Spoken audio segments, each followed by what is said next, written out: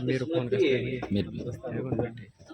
कि हमारे और आपके दरमियान ऐसी शख्सियत मौजूद है जिनका तारुफ अगर कराया जाए तो बहुत ज्यादा दरकार है। और अल्लाह ने हमारे ऊपर मेहरबानी फरमाई कि वो खुद चलकर हमारे यहाँ तशरीफ लाए और अपनी जियारत का शर्फ हमें अल्लाह के फजल से नसीब हुआ। वो शख्सियत हजरत मौलाना साकिब साहब है जो नौसारी गुजरात से चलकर तशरीफ लाए। किसी शायर ने क्या ही खूब कहा है कि मसल मशहूर है प्यासा कुएं के पास जाता है, मसल मशहूर है प्यासा कुएं के पास जाता है, खुदा जब मेहरबान होता है कुआं खुद खिंच के आता है। अल्लाह की मेहरबानी कि खुद यहाँ तशरीफ लाए तो हम उनकी जो है वक्त में हाई नहीं होना चाहते। सिर्फ हजरत मौलाना हकीमुद्दीन साहब जो इस इदारे के बानी और मोहतमिम हैं, उनके इशरात पर मैं आप हजरात की खिदमत में कुछ अल्फाज कह देना चाहता हूँ। अल्लाह तबारक व तआला कलाम में तासीर पैदा फरमा कर कलाम करने की सलाहियत मरहमत फरमा दे, ये आपसे दुआ की दरख्वास्त। अजीज दोस्तों बुजुर्गों, औरंगजेब आलमगीर का नाम आपने सुना होगा। बहुत बड़े बादशाह गुजरे हैं और अगर मुल्ला जामी और उनके बीच की जो है दर्स व तदरीस का सिलसिला आपके सामने पेश किया जाए, मुल्ला जामी की नज़म तैयार कर कर रोज़ाए अतहर पर नबी करीम सल्लल्लाहु अलैहि वसल्लम के यहाँ जब पहुँचे तो अमीर मदीना के ख्वाब की तफसील आपके सामने पेश की जाए तो बहुत ज़्यादा वक्त दरकार है। और हजरत औरंगजेब आलमगीर रहमतुल्लाह अलैह की जो है हुकूमत जो एक खालिस शरीयत के मुताबिक उन्होंने कायम की थी, उस पर अगर तफसीली गुफ्तगू की जाए तो बहुत ज्यादा वक्त लगेगा। लेकिन मेरा मकसद सिर्फ ये है कि उनका बेटा एक मर्तबा उनका बेटा हाफिज हो गया। किनका बेटा? औरंगजेब रहमतुल्लाह अलैह का बेटा हाफिज हो गया। शाहजहां अपने आम खास में तख्त पर जलवा अफरोज थे और औरंगजेब रहमतुल्लाह अलैह अपने बेटे को अपने बाप बादशाह वक्त की खिदमत में लेकर हाजिर हुआ और बादशाह वक्त की खिदमत में जब लेकर हाजिर हुआ तो उनसे कहा कि अब्बा जी आज आपका पोता हाफिज हो गया है, कुरान करीम का हाफिज हो गया है। तो ज्यादा कोई तवज्जो नहीं दी शाहजहां ने, ज्यादा कोई तवज्जो ध्यान नहीं दिया। अब बाजी आप क्या कर रहे हैं? अल्लाह का वो कलाम जो अल्लाह की जात से निकला हुआ है, अल्लाह को तमाम कायनात में सबसे ज्यादा महसूस है और अल्लाह तबारक व तआला ने दुनिया और कायनात का कयाम जिसकी वजह से किया है और अल्लाह तबारक व तआला ने और इतनी बड़ी दौलत से आपका पोता सरफराज हुआ है और फिर आप तो खुशी का इजहार नहीं कर रहे। अब ये जुमला सुनने का है जो उस वक्त के बादशाह शाहजहां ने कहा कि बेटा खुशी हो तो तुम्हें हो, बेटा खुशी हो तो तुम्हें हो, मुझे किस बात की खुशी?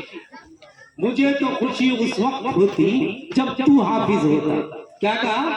मुझे तो खुशी उस वक्त होती जब तू हाफिज होता। इसलिए कि हदीस में आया है कि अल्लाह तबारक व तआला उनको मूश्क के टीलों पे बिठाएंगे उनके माँ बापों को और उनको जो है जन्नत का एक बेहतरीन ताज पहनाकर लोग रश की निगाहों से उन्हें देखेंगे। अगर बेटा तू हाफिज होता तो मैं उसका उस ताज का मूश्क की टीलों की कुर्सियों का हकदार होता। अब तेरे ताज बनेगा, खुशी हो तो तुझे हो, मुझे खुशी किस बात? औरंगजेब रहमतुल्लाह अलैह वहां से उठकर चले गए। दोस्तों अजीज बुजुर्ग को 155 दिन यानी 5.5 महीना या 5.5 महीने के अंदर कुरान पाक हिफ्ज कर कर वापिस लौटे और औरंगजेब ने कहा कि मैं हाफिज हो गया हूँ अब्बा जी। تو خوشی میں اچھل پڑے اور اپنی حکومت میں اپنے دور حکومت میں سب سے بڑی دعوت خوشی کی کہ آج میں اس بات کا حقدار ہو گیا ہوں۔ نبی کا فرمان ہے کہ ان کے ماں باپوں کو جو ہے جنت میں میدان حشر میں تاج پہنایا جائے گا، اور نبی کا فرمان جھوٹا نہیں ہو سکتا۔ چاندنی دینا بند کر سکتا ہے، سورج کی چمک دھمک ختم ہو سکتی ہے، کائنات تباہ برباد ہو سکتی ہے، لیکن فرمان نبوی جھوٹا اب آپ بولو، فرمان نبوی جھوٹا نہیں ہو سکتا۔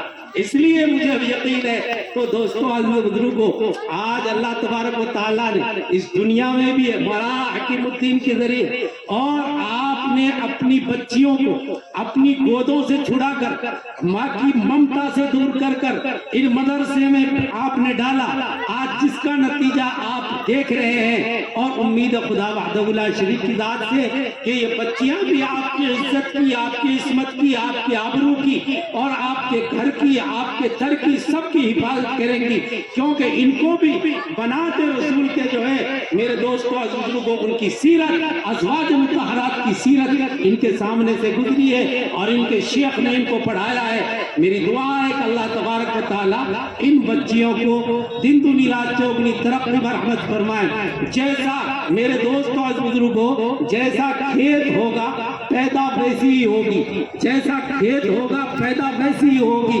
اگر چکنا کھیت ہے تو اس کے اعتبار سے، اگر باندر کی زمین ہے تو اس کے اعتبار سے، پھوٹ کی زمین ہے تو اس کے اعتبار سے، رسیلی زمین ہے تو اس کے اعتبار سے، آقا وطنی محمد رسول اللہ صلی اللہ علیہ وسلم نے زمین کو بھی 3 حصوں میں تقسیم کیا کہ بارش ہوتی ہے، ایک بارش ہوتی ہے زمین کی پوری سطح پر، ایک تو وہ بارش ہوئی ایک ایسی جگہ پر جو چکڑی ہے، ڈہر کی ہے، یا جوہر کی پانی ہے جس میں پانی جمع ہو جاتا ہے، وہ پانی پیتی نہیں، لیکن اس سے لوگ نفع اٹھاتے ہیں، وہ پانی پیتے ہیں، آدمی بھر کر کھانا بھی بناتے ہیں، ان کے لیے ایک جو ہے اسٹاک ہو جاتا ہے۔ ایک زمین وہ ہوتی ہے جو پانی کا اسٹاک کرتی ہے، اور ایک زمین وہ ہوتی ہے جو پانی کو پی جاتی ہے، پانی کو پی جاتی ہے، اور پھر اس سے سبزہ اگتا ہے جس سے غلہ، گیہوں، چنا، باجرا، اخروٹ اور امرود اور کیا کیا چیزیں، ڈرائی فروٹ تمام چیزیں پیدا ہوتی ہیں، اس سے بھی لوگ نفع اٹھاتے ہیں۔ ایک زمین وہ ہوتی ہے جو رسیلی ہوتی ہے، خار کی زمین ہوتی ہے، بارش ہوتی ہے پھپھوند جاتی ہے، بارش ہوتی ہے، میوات زبان میں کیا کہتے ہیں، ویسے تو پھول جاتی ہے لیکن میوات زبان میں کیا کہتے ہیں، جب خار پہ زمین ہوتی ہے، بارش ہوتی ہے تو پھپھوند جاتی ہے، تو پھپھوندی ہوئی زمین نہ جو ہے نفع پہنچاتی کسی کو، نہ اپنی ذات کو کوئی نفع حاصل کرتی۔ تو دوستوں اور بزرگوں، ہماری یہ زمین وہ تھی جو رسیلی تھی، لیکن ان مدرسوں میں آ کر ایک ایسی زمین بنی جو قیمتی زمین بنی جس سے لوگ فائدہ اٹھائیں گے۔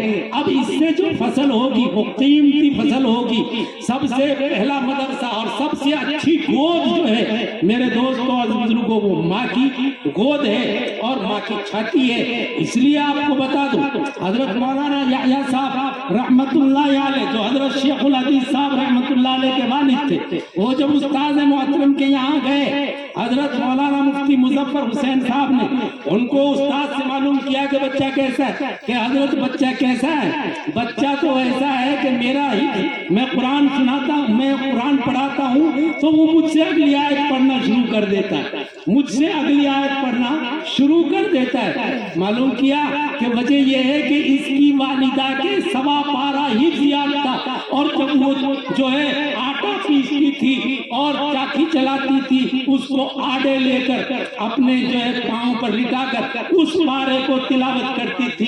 اللہ تبارک و تعالیٰ نے اس پارے کو اس کو حفظ کرا دیا۔ اس وقت جس وقت بولنا نہیں جانتا تھا، علماء بیٹھے ہیں، عربی کا ایک مقولہ ہے، اذا تکرر الکلام علی السمع تقرر فی القلب، جو بات کان پر بار بار پڑتی ہے اللہ تبارک و تعالیٰ اس کو دل میں جگہ دے دیتے ہیں۔ تو میرے دوستوں عزیز بزرگوں، ہمیں ایسی بچیاں تیار کرنی چاہیے، ورنہ آپ دیکھ رہے ہیں اس وقت ہماری نسل کہاں پہنچ چکی ہے، کہیں کورت سے، کہیں آلک سے، کہیں جو ہے میرے دوستوں عزیز بزرگوں کہیں چٹلا ہے، تو کہیں جو ہے وہ کیا کہتے ہیں وہ ڈرگس ہے، 50-60% بچے اس وقت منشیات میں مبتلا ہیں اور نشے میں مبتلا ہیں. وجہ یہ ہے کہ ان کو ماں کی گود اچھی نہیں ملی ہے، اور ماں کی گود اچھی نہ ملنے کی وجہ سے ان کے اثرات اولاد پر پڑ رہے ہیں. اگر آپ کو اپنی اولاد اور نسل سدھارنی ہے، کامیاب بنانی ہے، تو ان بچوں کو تعلیم کے زیور سے سجاؤ تاکہ ان کے پیٹوں سے جو بچے پیدا ہوں گے وہ ایسے ہی دیندار ولی صفت علماء پیدا ہوں. اللہ مجھے بھی آپ کو بھی عمل کی توفیق مرحمت فرمائے. وآخر دعوانا ان الحمد للہ رب العالمین. السلام علیکم ورحمۃ اللہ.